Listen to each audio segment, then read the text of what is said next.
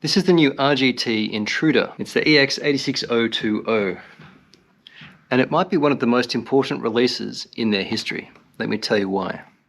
Okay, before we get into this, I'll just get it out of the way. Banggood sent me this, I didn't pay for it. My condition of review, as always, is that it's going to be honest, it's going to have my opinions, and they're not going to be filtered. Banggood doesn't get a copy of this before it gets published, and they're basically trusting me with this as an investment. But it's going to get the same treatment as if I had bought it myself, and I was actually going to buy it myself, and I was actually going to pay full price for it myself happily. Most of the cars you see behind me here, I've actually paid for. I'm here to share my experience with the hobby with you. I'm not here to be a salesman. Banggood understands this. Well, my contact at Banggood does, so fingers crossed they're happy. This is a special release because RGT has built on a heck of a lot of learning they've done in just the last 3 years or so. They've had quite a few releases, and if you look at my video catalog, you'll see which RGT is best for you. It's got the Challenger, the Rescuer, which is this thing's bigger brother ostensibly, and the Pro Runner. And they are some premium models from RGT, and I've used all three of them in mud, on trails, crawled with them. I like them. Even though the Pro Runner is not particularly capable in its stock form, it's just a heck of a lot of fun and so durable. This is special because it comes on the tail of that.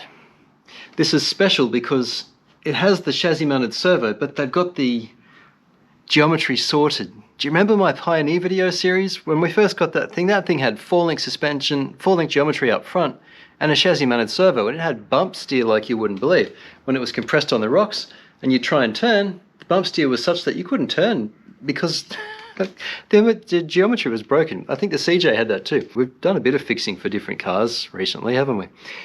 But they've got this right. What I see here is a cut down version, simplified version that Matt from Scale Builders Guild, g'day Matt, will appreciate because it's just steering and throttle and basic light control. And yet it's somehow more than the sum of its parts. I'm really excited about this model. We've got a few things to cover here. Now this isn't a steel C-channel. We're looking actually at a premium budget model. It's budget in that it's RGT, but it's premium. Let me tell you why that is. 3mm CNC aluminium chassis rails, and look at the pretty silvery edge on that. We've got a separate transfer case from the transmission, opposing direction outdrives, a 285mm wheelbase, or 12.85 inches I think it is, 6mm diameter links. All of them are quite good, and they use stainless steel ball links. Hidden body clips, of course. The electronics are decent. There's a 25 kilo digital Metal Gear servo, and it included a 2-amp 2S LiPo and a decent little charger, so that's pretty cool. What does it do? It'll still be 3.5 hours to charge it, but they've included it. And 2 battery mount locations. We'll get to that in a sec. Now, I've been quite interested about the MG11 BS that we've seen from FlySky in recent models. There are a couple of cars behind me that came with that, but this fella comes with, this is the first I've seen of it, the MG6 BS. It's a 6-channel. It's got a few interesting features on it. Has a lid, which I'm not a huge fan of, but I guess that's good for light rain. We've got the same dip switches as previously, where we've got the driving mode, LiPo or nickel metal hydride, channel reversing, and drag brake setting out of the box from 0, quarter, half, 3/4, full. So that's nice. Standard trims, plastic wheel. Honestly, it feels similar to the MG11. It's similar. You've got a finger on channel 3, you've got a thumb on channel 4, and a rocker switch, and this little fella here has a spring in it because it pops back to center. That's perfect for a winch. 4 AA's works great. Body clips are underneath, which is great. Now, just like on the Rescuer, you've got to watch these brush guards. The nice thing about these MG systems is that they include a discrete light controller. You've got extras here, and we've populated these, you might remember in my Rescuer upgrade video. Check that out there. We use these for the light bar and for the there's the brackets here for a light bar, and you can also stick the spotlights here, and it comes with them, but you've got to add your own LEDs. It comes with these ones in the little pack of extras. Quite an attractive grille. It's missing its Toyota stuff, and it's not a Toyota style mesh, but that's okay. It doesn't claim to be licensed. I don't think it says it anywhere on the box or anything like that.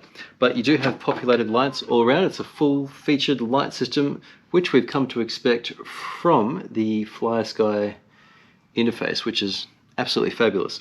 Now it also came with an internal rearview mirror and it came with wipers. I haven't installed them and I may not. I'm not too keen on poking holes in the front here, and I actually like those wipers. I might use them on a scale 1 build I'm doing. No, the hood doesn't open. So it's a cut down version of the Rescuer in a few ways, at least in the body. It's more basic. It's quite a decent rack though, like quite sturdy. It's ABS plastic. There's a ladder in the rear. I would say this is an attractive all-round body. I'm an instant fan of this thing. I said channel 5 is spring-loaded and it snaps back to center, right? Your chassis-mounted servo sits flat in front of the motor, which is a nice long 550/35 turn. But look, there's space here for a servo winch, and there's a fair lead built into the bull bar.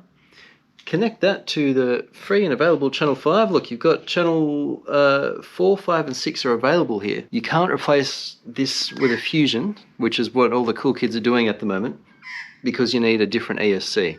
So if you're going to change to brushless of any kind, you're saying goodbye to this radio. But there's a real place for brushed in crawlers. And I've read some comments recently too saying there's no place for brushed in crawlers. Guys, crawlers are all about brushed motors. It's only because of recent technology that brushless even makes sense for crawlers. This is where it's at, honestly. A good Homes Hobbies. You've got a few different ones, but there are some 5-pole motors, 3-pole motors.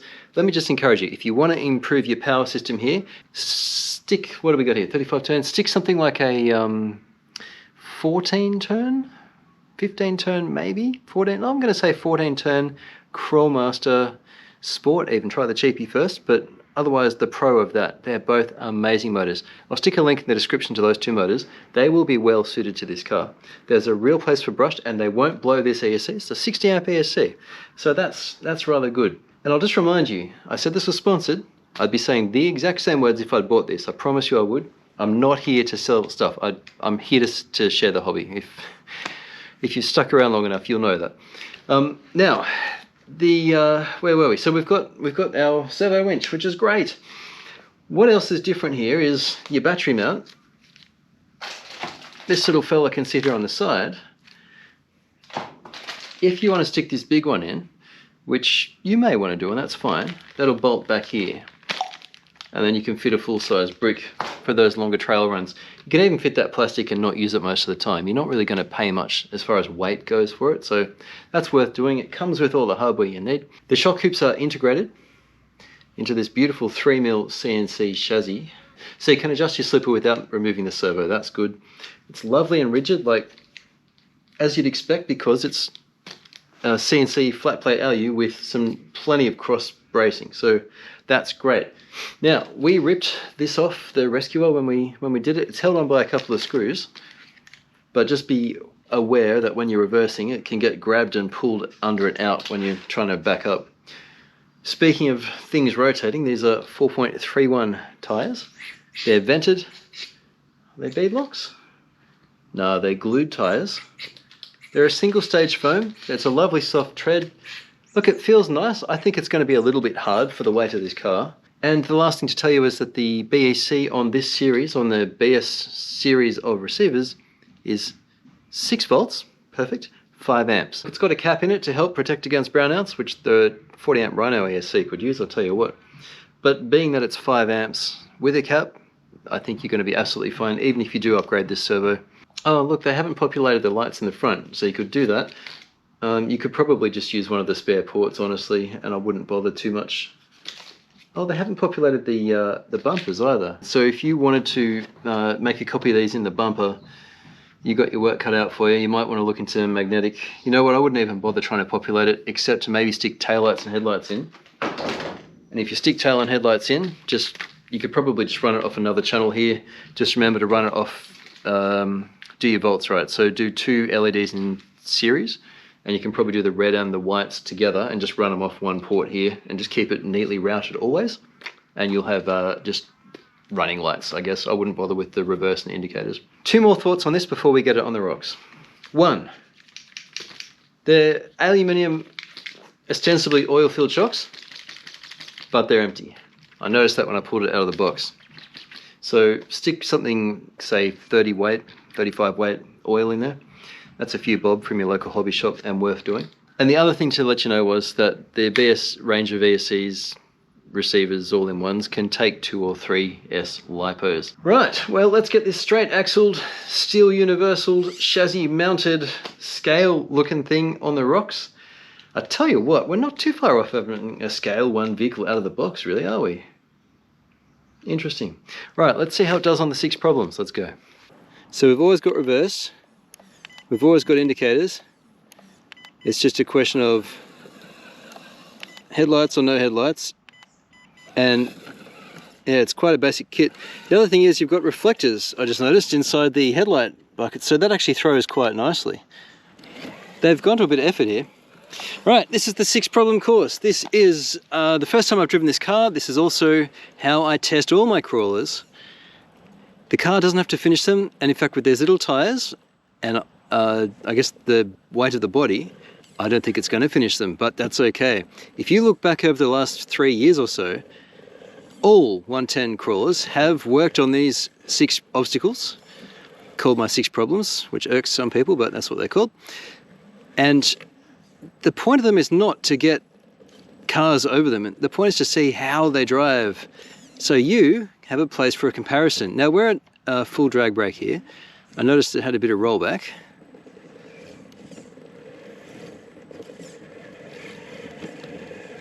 But it's still held, which is good. Yeah, okay, so I'd like stronger drag brake, but it's not terrible. And let's be honest, if you're buying this, you're not buying a competition crawler. I'm also feathering the throttle. Yep, oh, okay. One more go. The cost of having such a pretty body is that it's quite top heavy. That servo, gosh, that servo is also very slow. So if you buy this and you like it and you use it a lot, you'll probably end up doing the servo. And honestly, the motor's a bit fast for me. I'm going to revise that recommendation from before with Homes Hobbies and say stick with the 45 turn 3-pole, but if you get a Crawlmaster, look at the 17 turn. This is going to probably roll unless we give it the berries. Alright, one is out. That's okay. Now the disadvantage of... oh, sorry. The other thing I'll tell you is, as we start problem 2, is we can stick a smaller pinion in, possibly. I'm going to look into that. It needs it. Or a higher turn motor. We've already got servo fade, so the specs looked good on paper, but we're struggling. We are struggling. Ooh, now hang on. The other thing to note is that this thing has a cut down maximum reverse, which tells you it's a cheaper ESC, because for forward and reverse, that's top speed by the way, now steering trim's out, for forward and reverse you have a bank of MOSFETs. They're like the electronic component that, it's like a relay kind of, but also more complex than that. It's the thing that allows the power to get from the battery to the motor. And it's the thing that gets quite hot in most electronics. To save money, FlySky, this is not RGT, FlySky here have cheaped out a little and not given you full reverse speed. Now it's not a software fix, that's probably, I'm just guessing here, but it's just educated guess, let's say, it's going to be missing the components to give you full full reverse. Alright, so this is actually quite a mediocre crawler. Would weight down low help? Yes, yes it would. Also note, the ground is wet. We're in winter, well we're coming into winter, and it's going to be wet here for months and months now. So the car is at a disadvantage, but we're still going to do the test. The show must go on. Remember Top Gear used to put a W on their hot laps for when it was wet. The rubber is wet here, so that is not helping traction. But also remember, short wheelbase cars don't like steep climbs. They just don't. They're great on almost everything else, but being that this thing's quite a bit shorter, it's going to struggle quite a bit more. Now this is problem 3. I've placed the car on an angle rather than hitting it straight on because it's going to need it. With that lovely scale bull bar, which I really like, and these smaller tyres, which I also really like, Because if you think about this from a real size car, these are quite aggressively large tyres, honestly. Like, ridiculously large, in fact. But for an RC crawler, it means struggles are ahead.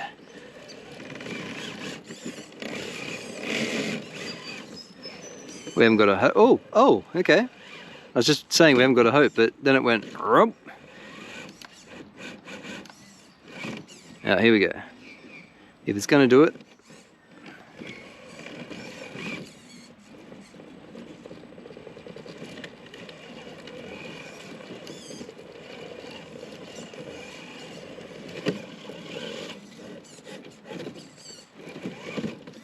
Now there is the driver's element here.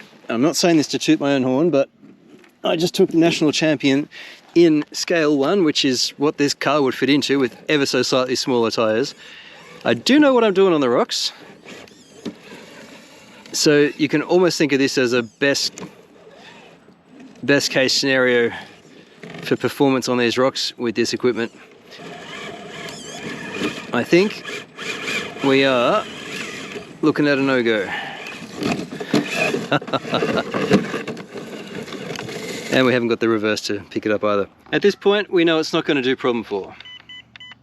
But we're still going to attempt it and get everything on record, because then we have a baseline for upgrades later.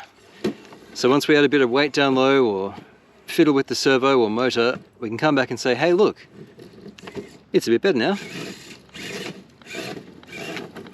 Yeah, we're really not holding back here. Now, Banggood sent me this, and in good faith too, that I'd be showing the car off. This is not Banggood's fault, this is just the nature of this particular car. Right, 4 is clearly out. We're just going to actually jump it forward so that it can get onto the, oh, I keep bumping that, get onto the main part of the problem, or the obstacle. You know, one thing I haven't done that I can remember doing, possibly on this whole channel, I haven't broken any of these RGTs attempting this. Modern RC cars are impressively tough. This could use a bit more boogie. That's where 3S would help. Now you see that jerking? See how the front's going fast, slow, fast, slow, fast, slow? That's a function of the universals. So that's a feature, not a bug. It just means you get extra steering angle. Not that it's really helping us here. This is problem 5. Okay, so short wheelbase actually helped. A lot of cars get hung up there, including the Rescuer.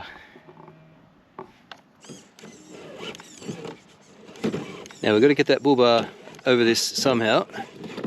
So we're going to need to, oh dear, we're going to need to do some navigating here. Nope. I'm not quite well yet, but I was excited to get this on the rocks for you guys. There we go. Come on. There we go. So if your approach angle is no good for an obstacle, what you got to do is try and get the thing on sideways a little bit until you can hook a tyre around the corner, get it out past your overhang so that you can grab. Change your cameras. All right, let's see if we can finish at least this problem. I reckon it may.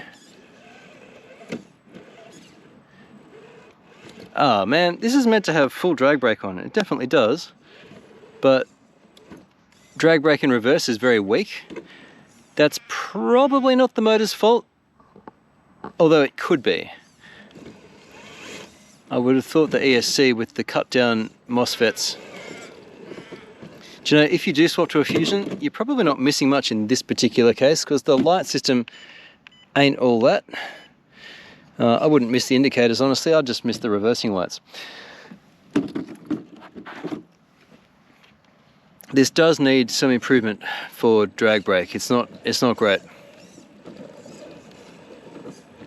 There we go, there we go. Nope, there we don't go. Just need some weight down low, I think. And problem 6, which we know it's not going to do. But again, for completion's sake, so that we can get a baseline for looking back when we do upgrades, we can see what's better.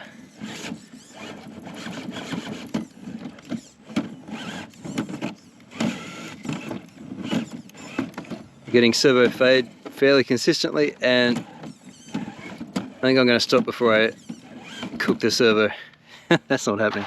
All right, that's 0 of 6 problems achieved. Let me see here. Servo's warm, not hot. Motor's not even warm. ESC, warmish. Nothing seems to have been taxed too hard then, but the car really just did it tough. Partly these foams are much too firm. The sidewall, the foams, it's not compressing, and therefore it can't grab like it needs to. That's really hurting it. They are smaller diameter tyres than many. Even the smaller TRX4 tyres, when I say smaller, I mean smaller than the norm, they're 4.6. This is a 4.31, so small does make a difference. Now your class 1 and your scale 1 and your various comps, they're 4.19, so they're a shade smaller again, by design. But just be aware that this isn't just out of the box a rubbish crawler because it sucks. It's out of the box a rubbish crawler in big part, in my opinion, because of these tyres. The other thing that's hurting it, there are actually 4 things that are hurting it. This is the main, far and away the main one. The second biggest thing is the weight. This beautiful big body don't come cheap on centre of gravity. Got a plastic underneath and a lot of mass up top, which means it's just not got a great centre of gravity. The centre of gravity is too high. Adding mass down low will help. Cutting mass up top will help. You could remove that. I don't really want to hurt its looks though. So for a trail car like this, I'd be inclined to leave it all and just actually add weight down low. And ask me if brass down low works when you see the next video, which is my scale 1 look back from our last nationals. It works. So some weight down low is going to help this car. The motor is too fast for crawling. It's probably just right for trail driving, remembering it's a single speed. So you want it to be able to go fast and slow for crawling. But it's actually not fast enough for trail driving. It's like a slowish walking speed, and reverse is awful. That's not the motor's fault, that's not the gearing's fault, that's the ESC's fault. And lastly, the thing letting it down is this slow, weak servo. It says 25 kilos, and it might be when it's fresh and the battery's full, but she fades moderately quickly. So I think it's a beautiful car. It's let down a bit by its electronics. It's let down mainly by its tyres. And this is a fantastic start that you're going to need to throw a few bob at to upgrade. You're going to want to find heavy axles underneath. Now, the Boom Racing axles, incidentally, if you don't want to go the RGT route, and they often do have brass on AliExpress and obviously Banggood, because Banggood sent me this, so look on Banggood first. They will have brass for this if it's available. But if it's not, the Boom Racing BRX90 axles, the non-portal ones, if you want to maintain the straight car, will give you better steering angle and more weight, but they're also going to be about the cost of this car, but that's if you go primo. If you want to do this cheap, keep it cheap. Honestly, the best thing you can do for this is add some weighted wheels. The other thing you can do is change the motor. This is a 35 turn 550. You might want to look at a 45 turn 550. Holmes does the Trailmaster Sport 550 and 45 turn. Bit of a mouthful, I'll stick that in the description. See if you can get a smaller pinion, that'll really help. Just don't expect to take this thing trailing at any great speed. Without second gear, you're really going to be missing the top speed you want. So smaller pinion, slower motor, maybe volt up, gear down, stick it on 3 volts. I learned that from John Robert Holmes, volt up, gear down, that's his advice. I'll stick a few recommended motors down below. Unlike the MG11BS, the receiver that comes with that is, unless I'm mistaken, is a different unit to this. I could be mistaken, I'll pop up a little thing here if I'm wrong. I just don't remember it being so lackluster for crawling. This isn't great. We need to put oil in the shocks. Look, it's a solid basic platform, it's very pretty. The price is certainly right, so if you like the look of it, I don't think you'll be disappointed. Just be prepared to tinker. You might need to especially help it out with the electronics and these tyres and maybe the wheels as well. There you go. I hope that was useful, guys. Thank you so much for watching. Thank you, Banggood, once again for sending this to me. Links are in the description for everything. Throw me a like. I appreciate you watching. I'll catch you next time on RC-TNT. Cheers.